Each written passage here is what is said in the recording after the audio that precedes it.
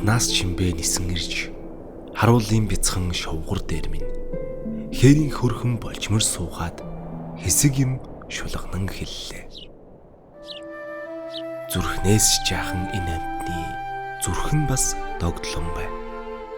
Хөнгөн өдөөн сэрвэгнэн чичиртэл өөрсөн зүрхэн цээжийн түлхэн. Ботгоных шиг уйхан нүдтэй юм. Болоочгүй бас түндэн нулимстай юм. Бугын бидэр шиг уйлээж игүүртэй юм. Буурал сүд өдөн дунд байх юм. Навчин чинээхэн далавчаан эцэн наад хөрхөн зүрхэн бүлгүүлэн ботхон нүдэндээ нулимс цэйлгэн борхон шувуу минь юу гэж ирээ.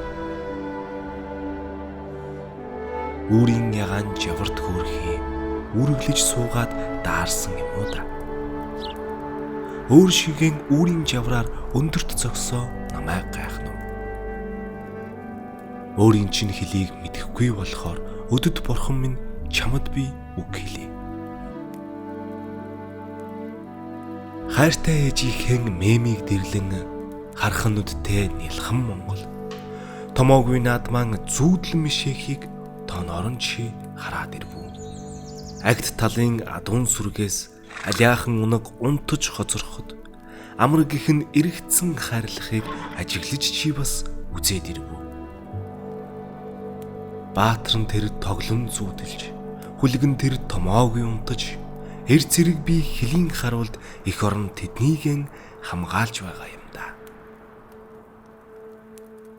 Хүүгийн би цент хүрэх цагт хүлгийн унаг шандас чангарах үед хүүгийн би сэрэж гэртэн харин хүлэг мортойгон тэр минь энд зогсно.